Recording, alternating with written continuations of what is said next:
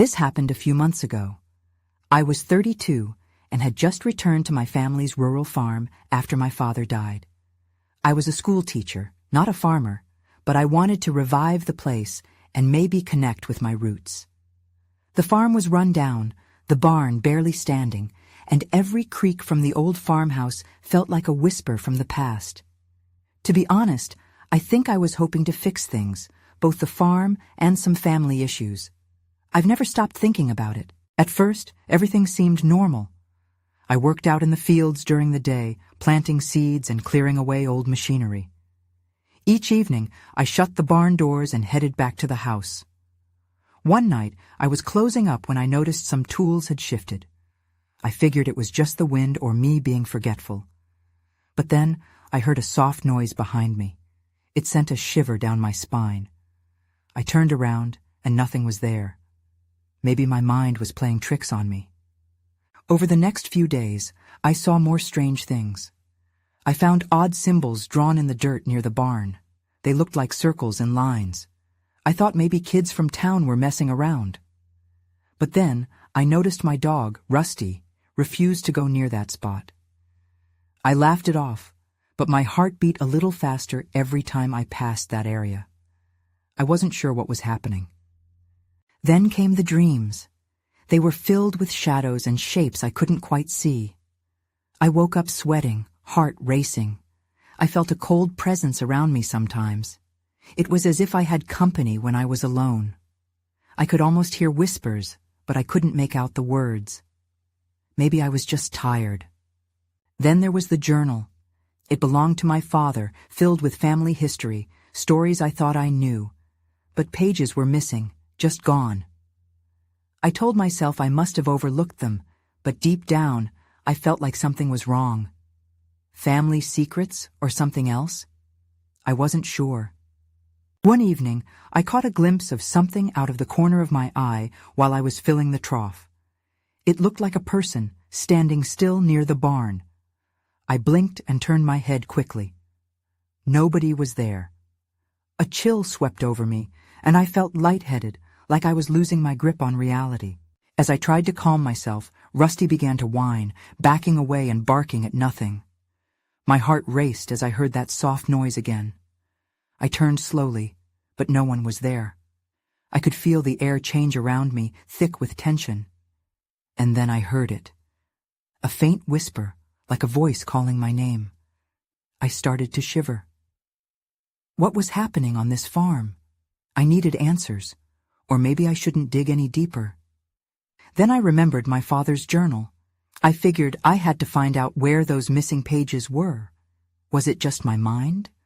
Or was something else haunting this place? I decided my first step was to talk to the local library. Maybe someone there had heard stories about the farm, or even my family.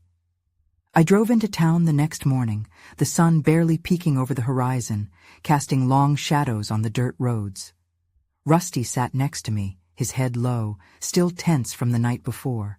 The library was small, and the librarian, an older lady with glasses perched on the tip of her nose, greeted me with a smile. I asked her about the farm and my father's family. Her expression changed slightly, a flicker of recognition mixed with hesitance. She seemed to weigh her words. "There are stories," she said slowly, as if testing the waters. "You might want to read the old newspaper archives." She pointed me to a dusty corner filled with stacks of ancient papers.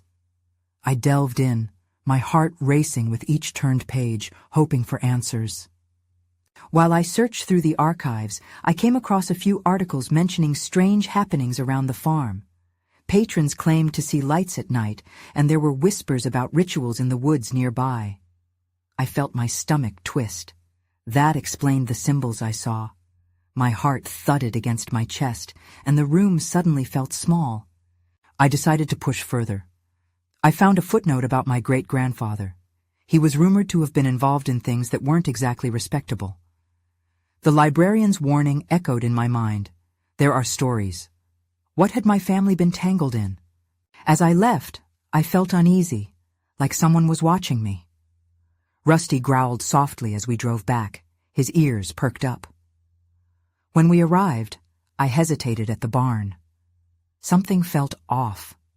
The door creaked as I opened it, revealing the dim interior. Dust particles danced in the fading light.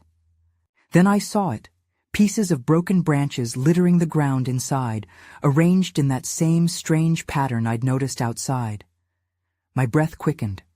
I stepped closer, scanning for anything out of place. That's when I saw a small, leather-bound book tucked beneath some hay. I didn't recognize it. It almost felt like it was waiting for me. I pulled it out, brushing off the dirt. It looked old, like the type my father would have collected. I opened it, and my heart dropped. Inside were more symbols, not unlike the ones I had seen around the barn. And there were notes, but the words blurred together, making my head spin. I couldn't shake the feeling that this book was a key to something. Suddenly, I heard rustling outside. My heart raced. I was not alone. I pushed the book inside my jacket, urgency fueling my movements. As I stepped toward the barn door, I paused, thoughts racing. I needed to understand this better, but I felt a nagging fear. What if I was bringing something dark into my life? Before I could turn around, the barn door slammed shut behind me. My breath caught in my throat. Rusty barked fiercely as shadows loomed around me. I stumbled back, desperate to escape, but something kept me rooted in place. "Who's there?" I shouted into the darkness. Then everything went silent. I stood frozen, the leather-bound book tucked tightly against my chest. The shadows seemed to stretch and shift, and Rusty's growls echoed in the silence, a warning more than a plea. My instincts screamed for me to bolt, but fear held me in place. Then I heard a whisper, low and indistinct, like the rustling of leaves on a still day. It sent a shiver up my spine. My mind raced back to what the librarian had said. There are stories. I hadn't wanted to believe her then, but now I felt the weight of her words like a heavy cloak. "Rusty, stay close," I whispered, feeling foolish for even talking. It was as if the shadows were alive, watching, waiting for something. I backed up toward the door, feeling along the rough wooden wall for an exit, but my fingers trembled. Suddenly, a figure emerged from the dark corner of the barn. My heart sank as I squinted, trying to make sense of the shape. It was a man, tall and thin, his face obscured in shadow. Something about him was familiar, yet I couldn't place it. Panic bubbled inside me like a pot about to boil over. "Who are you?" I demanded, my voice steadier than I felt. He stepped forward slightly, and a glimpse of his face sent chills racing through me. I recognized him. It was the same man I'd seen in the newspaper articles, my great-grandfather. My mouth went dry.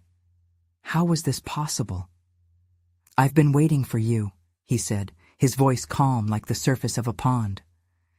"You shouldn't be here." "Why? What do you want?" I felt lightheaded, the book feeling heavier against my chest. "I want to show you. This isn't what you think it is. You have to understand."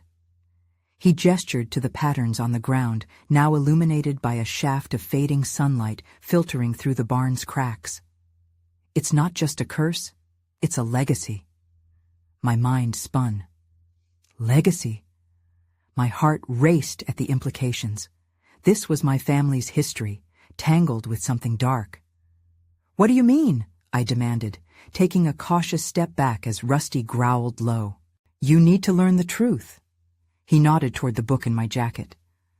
"That will guide you, but the others will come. You must choose wisely."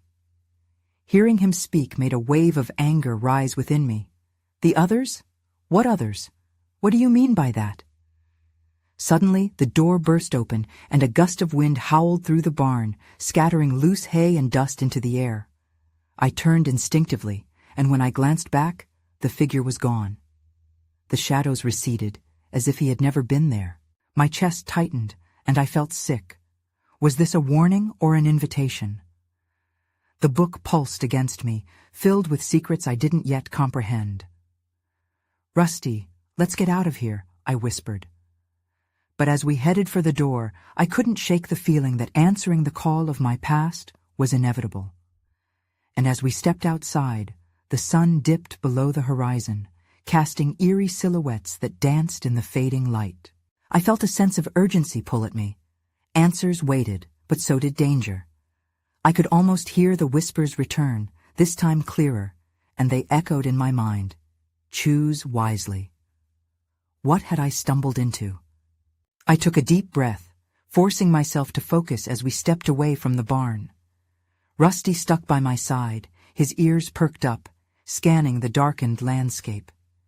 The chill in the air was sharper now, wrapping around me like a warning. I held onto the book tightly, feeling the ancient leather cool against my palm. What was so important about it? I made my way through the rows of crops, glancing at the familiar fields. Everything seemed normal, yet the tension in the back of my mind was undeniable. I reached for my phone, but the screen flickered, displaying no service. Great. No way to call for help if things went sideways. Let's head to the house, I said aloud, even though Rusty was the only one to hear me. I needed to talk this through, to make sense of it all. The path to the farmhouse felt longer than usual, each step heavy with uncertainty. When we finally arrived, the door creaked open. Inside, the old wooden floors settled, as if sighing under my weight. I flicked on the lamp in the living room, and the warm light pushed back some of the shadows. I dropped onto the couch, Rusty flopping down beside me, his eyes still vigilant. I grabbed the book, placing it on my lap. The cover was worn but intriguing, with lines that seemed to shimmer slightly in the light.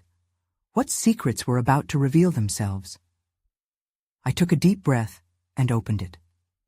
The pages were filled with swirling text and faded illustrations, ancient symbols, family trees, and drawings of eerie creatures.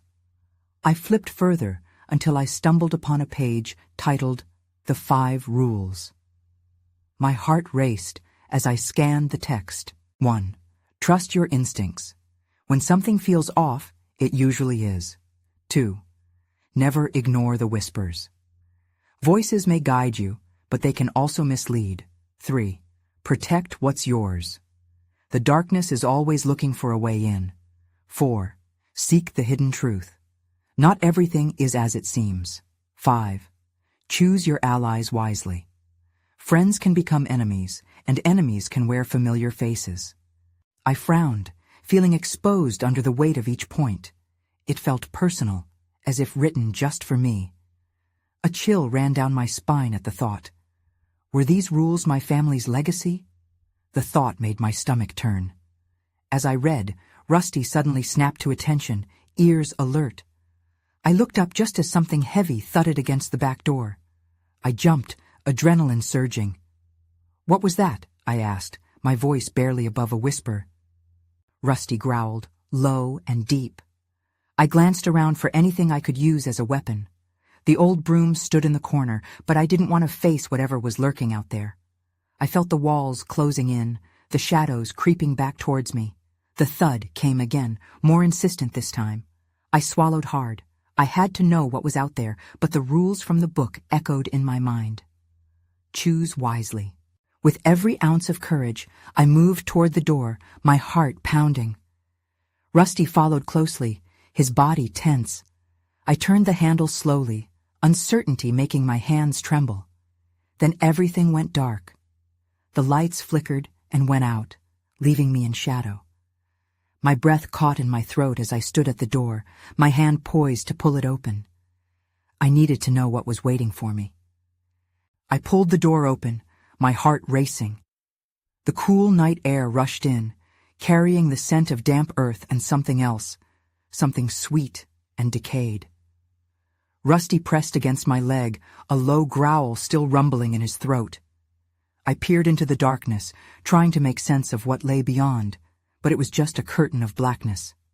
"Hello?" I called out, my voice trembling. No answer.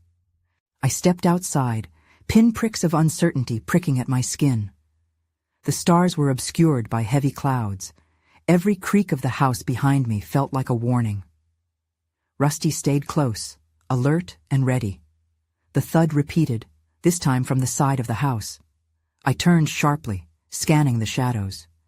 "Who's there?" I demanded, my voice stronger than I felt. Nothing.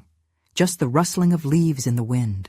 For a moment, I contemplated retreating back inside, but that nagging curiosity won over. I had to find out what was happening. Following the sound made me feel foolish, like a kid in a horror movie, but I couldn't turn back now. As I rounded the corner of the house, I was met with another strange sight. The back porch light flickered back to life, illuminating the wooden boards that stretched toward the yard. In that moment of illumination, I noticed footprints, deep, narrow prints smudged in the earth, leading toward the woods. I shuddered. They didn't look like any animal I knew. "Rusty, stay close," I whispered, feeling a little foolish talking to the dog as if he understood every word. The shadows loomed larger up ahead, the trees taking on eerie shapes.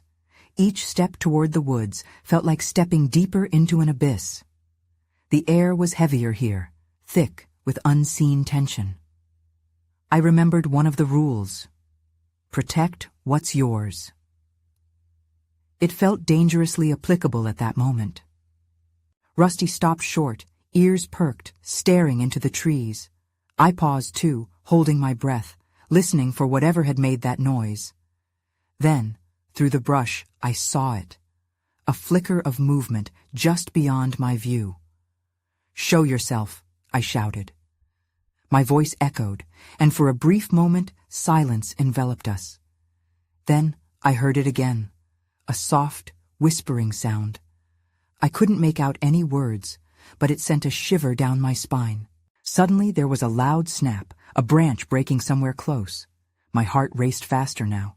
Was something watching me? "Rusty, let's go." I turned to head back, but before I could move, a figure emerged from the shadows. My breath hitched in my throat, terror rooting me in place. The person stepped into the light, and I realized I recognized him. It was Caleb, a neighbor I hadn't seen in months, but he looked different somehow, disheveled, wild-eyed, and there was something unsettling in his grin. "Thank God you're here," he said, his voice low, almost urgent. "You need to listen to me about the book you found." I swallowed hard, instincts screaming at me to run. I found myself stepping back, but my feet felt glued to the ground. "What do you mean?" I managed to stammer, and that question hung in the air, full of dread and unanswered possibilities. Was I ready for what he was about to say? As he moved closer, I saw the panic in his eyes, confirming that he knew more than he let on. The rules echoed in my mind, echoing my doubts and fears. Then the darkness around us thickened, almost like it was closing in. "Stay back, Caleb," I warned, but the shadows whispered against my ears, and suddenly, I was not so sure who was truly the threat. Caleb's eyes darted around nervously, and for a moment, I felt a pang of sympathy for him. But then the chill of the night seeped through the back of my mind, reminding me of why I felt so lost in this situation. "Tell me what you know," I urged, trying to mask my growing fear. I wasn't sure if I could trust him, but I needed anything that made sense of the chaos swirling around me. "The book," he started, his voice barely above a whisper. "It's not just a story. It's something else entirely. It calls to people." His hands trembled as he spoke, and I watched as he shifted his weight, glancing suspiciously toward the woods. "What do you mean it calls to people?" I asked, confusion washing over me. "It's dangerous." He stepped closer, trying to close the distance I had instinctively made.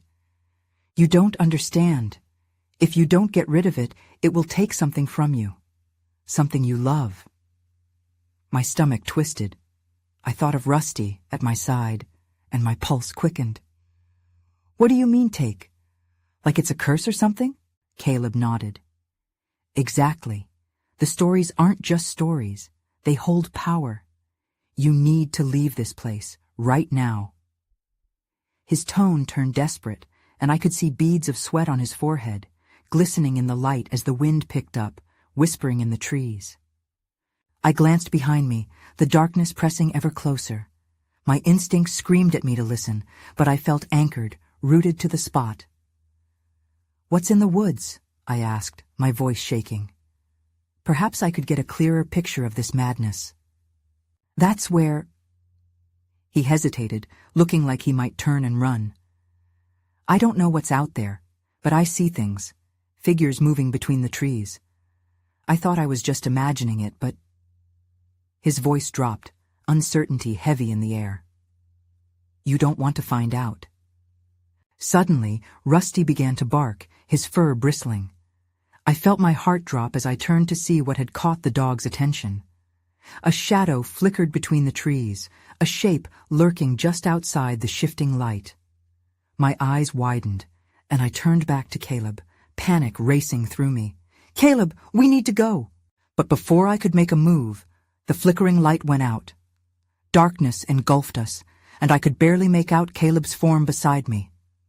My senses screamed for action as I reached for Rusty's collar, feeling the warmth of him beside me, and braced for whatever was coming our way. "I don't know what to do," I whispered, fear escalating in my chest. "There's only one thing we can do," Caleb said, his voice distant. "We run." A sharp rustle came from the trees, cutting through the silence like a knife. My breath caught. Something was coming, and just as I turned to bolt, a high-pitched wail echoed from the woods, sending a jolt of terror through me. Everything felt wrong. I could barely think, but there was no time to waste. "Head for the house!" I yelled to Caleb, the only thought that mattered. But in that instant of desperation, something emerged. A figure stepped from the shadows, clinging to the edges of the light, and my heart dropped. I didn't know who, or what, I was looking at. But in that moment, as it stared back, I realized the danger was closer than I had ever imagined. I froze, the figure before me as still as the night air. It seemed to shimmer in the dark, fluid and unnatural. It had no distinct features, just an outline, as if it were made of shadows themselves. I could hear Caleb whispering next to me, but the words were lost in the roaring of my own heartbeat. "What is that?" I managed to choke out, my voice hardly audible over the rising panic. "I don't know," Caleb said, his voice shaky. "But we can't stick around to find out." In one swift motion, he grabbed my arm and yanked me toward the house. Rusty barked furiously, but I couldn't decide if it was out of protection or fear. The shadow moved, gliding silently as it followed us, and I glanced back just as it flickered. Fear shot through me, rewriting my instincts. "Faster!" I urged, pushing my legs to sprint. The gravel crunched beneath my feet, and the night closed in tight around us. We reached the porch just as Rusty darted ahead, barking at the door as if it would protect us. I flung it open, and we rushed inside. Caleb slammed the door behind us, breathless and wide-eyed, as I locked it quickly with trembling hands. "What was that?" "I don't know." Caleb pressed his back against the door, his chest rising and falling rapidly. "But it's not gone. It's still out there." The shadows clung to the edges of the room, casting eerie shapes against the walls. I swallowed hard, trying to catch my breath. "What do we do now?" Caleb didn't answer. His eyes darted around the room as if searching for something. Then he took a deep breath and pointed to the back of the house. "We need to find the book. It could be the key to getting rid of whatever that thing is." I nodded, even though dread crept through me. "Where did you see it last?" "In my room," he said. As we headed toward the hallway, every creak of the floorboards felt monumental. I reached for Rusty's collar again. He was calm now, sticking close to my side. The silence felt alive, waiting for something to happen. We approached Caleb's room, lights flickering overhead as I felt the air shift. Caleb pushed his door open, and the dim light revealed a disheveled space. Books lay scattered across the floor, papers strewn about like remnants of a chaotic storm. "It has to be here," he murmured, sifting through the mess. Then, almost instinctively, I turned to the window, peeking through the curtains. The night was still, but something caught my eye, a flash beyond the trees. I gasped as shapes moved just out of sight, shadows intermixed, writhing in an unnatural dance. "Caleb!" I shouted, backing away. "We have to hurry!" But before he could respond, a loud crash echoed outside, followed by a series of guttural howls. I felt my stomach drop. It wasn't just one anymore. "Something's coming," Caleb said, his eyes wide and panicked. "We need that book, now!" Just then, a chilling wail sliced through the air, and in that moment, I realized we weren't just up against shadows. We were facing something far more sinister. I reached for Caleb's arm, ready to confront whatever lay beyond, but first, we had to find the book. Facing the unknown, I thought of Rusty. I couldn't let anything happen to him or to Caleb. We were running out of time, and the monsters weren't just outside anymore.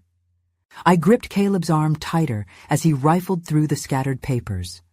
My heart raced, but not just from fear. There was unspoken energy in the air, a sense that something was watching us, just waiting for the moment we let our guard down. "Caleb, focus," I urged, trying to sound more composed than I felt. "Where would you keep the book?" He paused, glancing around as if seeing his room for the first time. "Under my bed," he said, eyes brightening with urgency. "That's where I last had it." He dropped to his knees, scrambling to push aside clothes and trash until he reached the frame. I kept the door in my line of sight, hoping whatever was outside couldn't slip through or claw its way in. Rusty stayed close, his ears twitching, alert to every noise. "Got it," Caleb exclaimed, withdrawing an old, worn book. The cover was cracked, and strange symbols adorned its surface, almost pulsating in the dim light. It felt unreal, a tangible connection to the chaos outside. Before we could discuss our next move, another loud crash came, louder and closer this time. The walls trembled as if the entire house shook under a heavy weight. I let out a panicked breath. "What are we supposed to do with that?"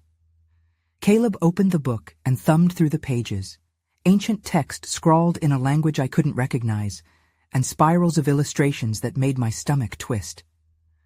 "There has to be a way to send them back," he said, scanning the writing. "Can you even read that?" I asked, my voice wavering as another howl echoed in the distance, the sound chilling me to the bone. "Not fully, but I can try." His finger traced a passage that seemed different from the rest. It glowed faintly, and he squinted at the words.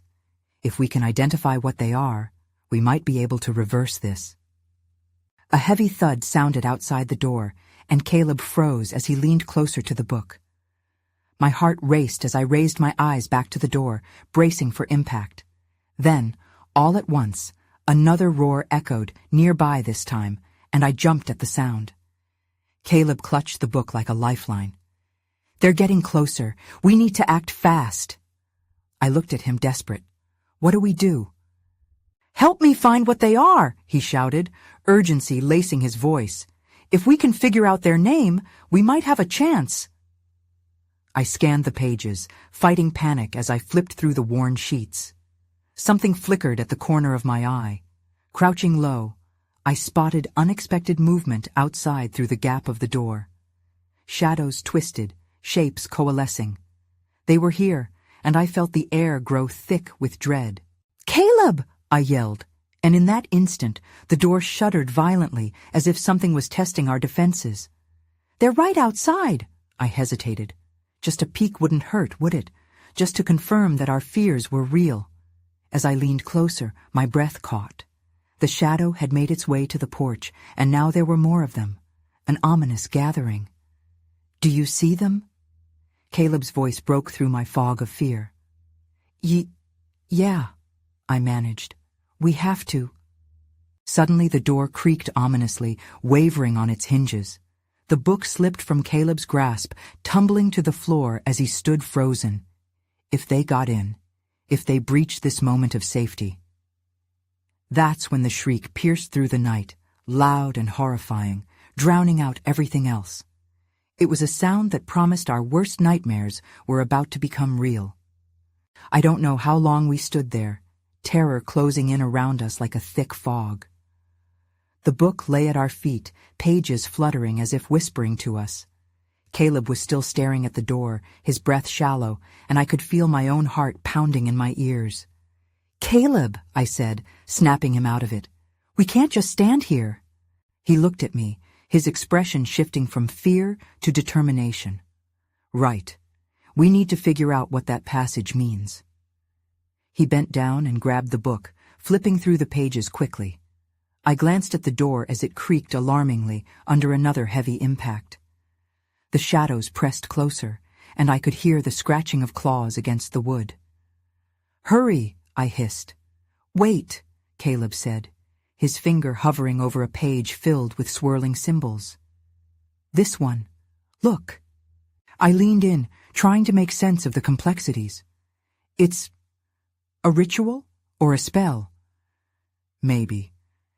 If we can find the right symbols, we could turn them back," he said, hope flickering in his voice. But hope was a thin line against the growing sense of dread. "Do you think we can even do that?" I asked, assessing the chaos gathering outside. "If we get it wrong, it could be worse." "Worse than what?" Caleb shot back, panic flaring in his eyes. And he was right. I didn't have a better plan. As I scanned the page, a word caught my eye, one I felt a strange pull toward. "Here, this one," I said, pointing. "It's calling something. If we can say it." A horrifying shriek erupted just outside the door, almost cutting me off. The sound twisted in my gut and sent us stumbling back. Rusty let out a low growl, intently staring at the door, ready to protect us, but helpless at the same time.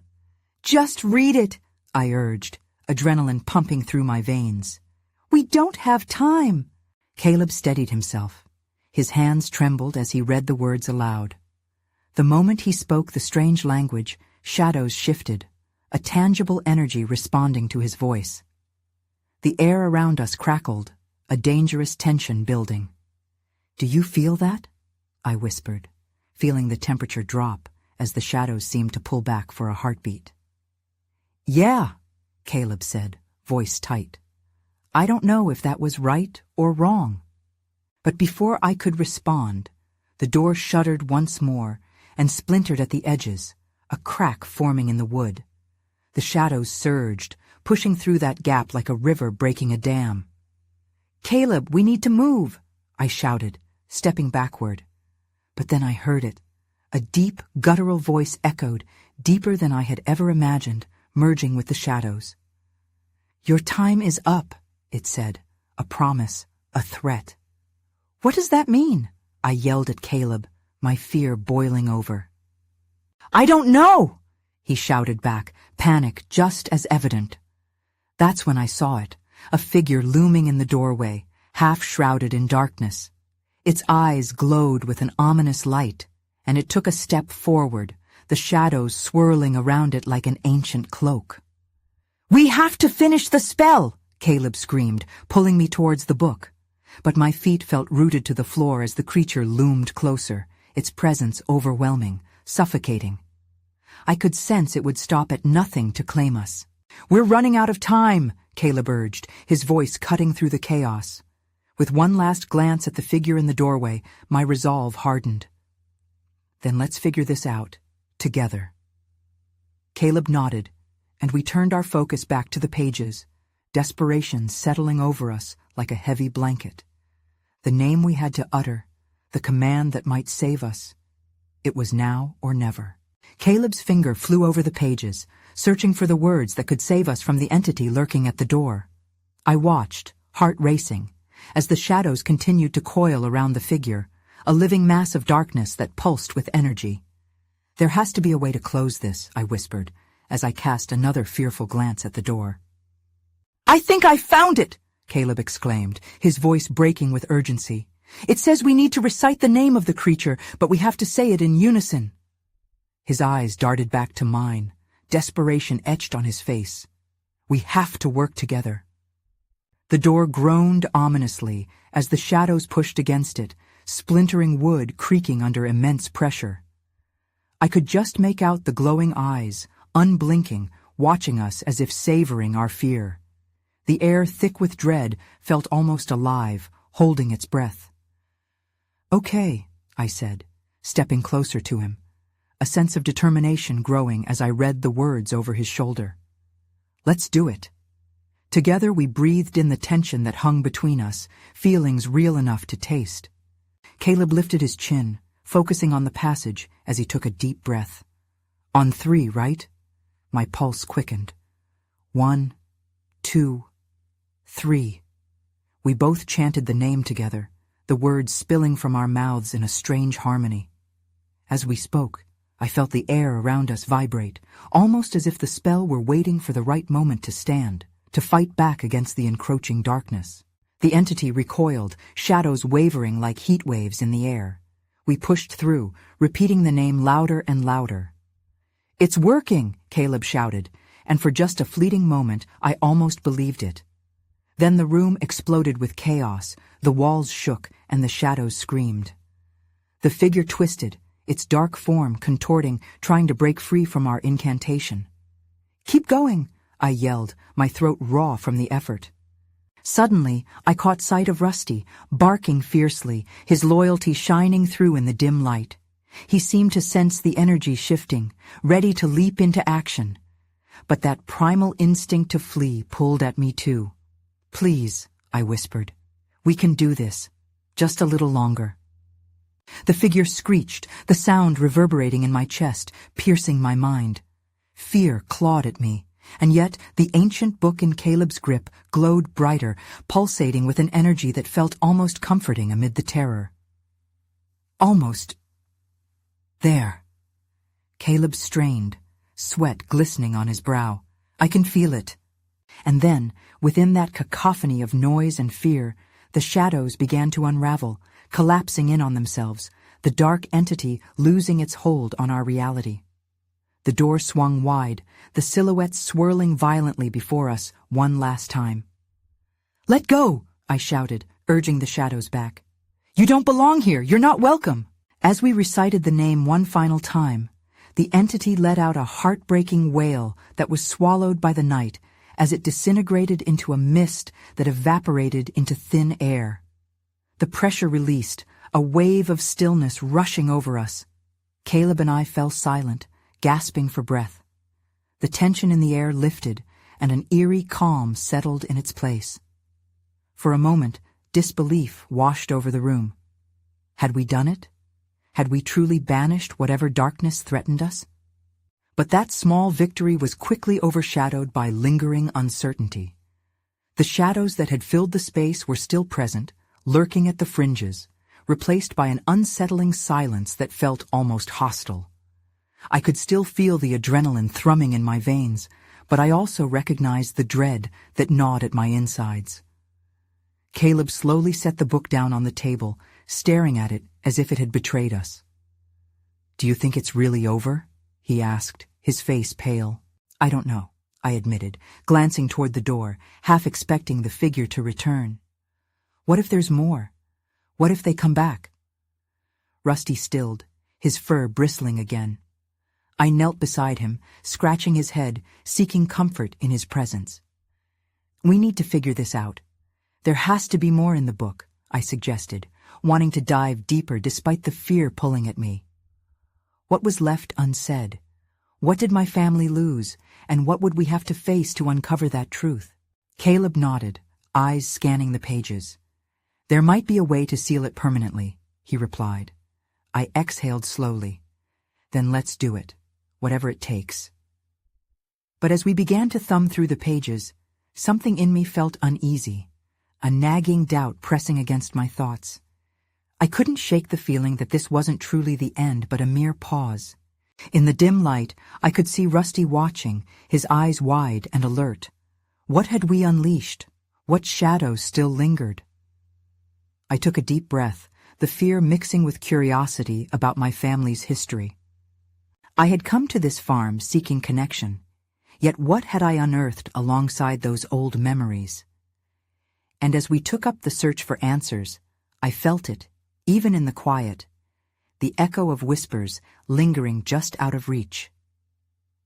I resigned to the idea that perhaps some questions would forever remain unspoken, tangled in legacies yet to be unraveled.